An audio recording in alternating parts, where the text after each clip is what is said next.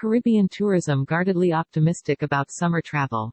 Data from Caribbean Tourism Organization member countries suggest reversal of slide which began at the end of March 2020.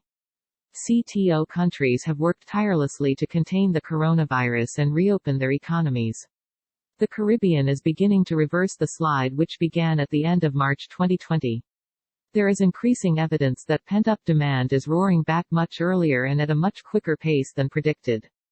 With the 2021 summer season underway, there is increasing evidence in the marketplace that pent-up demand is roaring back much earlier and at a much quicker pace than forecasters had predicted. At the same time, the Caribbean Tourism Organization (CTO) is encouraged by the data from our member countries, who have worked tirelessly to contain the coronavirus and reopen their economies. Although on the surface, a 60% decline in the first quarter of 2021, compared to the same period last year, may not seem encouraging, a closer examination would suggest that the Caribbean is beginning to reverse the slide which began at the end of March 2020. This is being demonstrated by a decrease in the levels of decline which the Caribbean has been recording for the past 15 months. The first quarter of 2020 was the last period of regular levels of travel, when 7.3 million international overnight visitors tourist arrivals visited the region. In January and February 2021, arrivals to the region declined by just over 71% when compared to the same 2 months last year. However, the 16.5% drop in March 2021 compared to March 2020 is an indication of a level of reversal of the trend of declining numbers of tourist arrivals. The data collected from 12 destinations reporting tourist arrivals for April 2021 shows that each of these destinations registered growth, when compared to April 2020, when tourism activity was curtailed globally. Similarly, tourist arrivals bounced back in the destinations reporting data for May.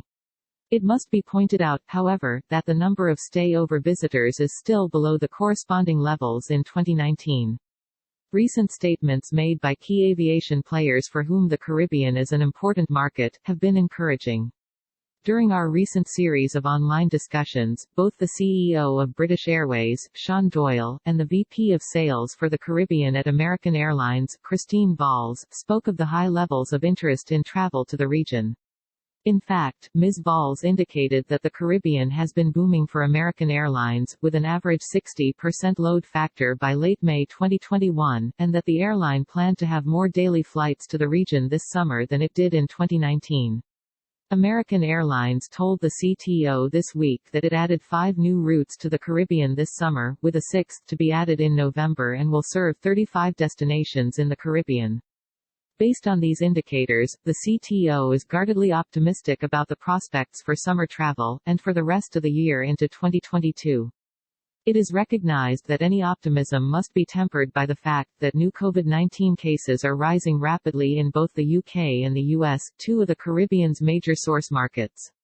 These are signs that the virus remains a major threat which can quickly reverse any progress we have made.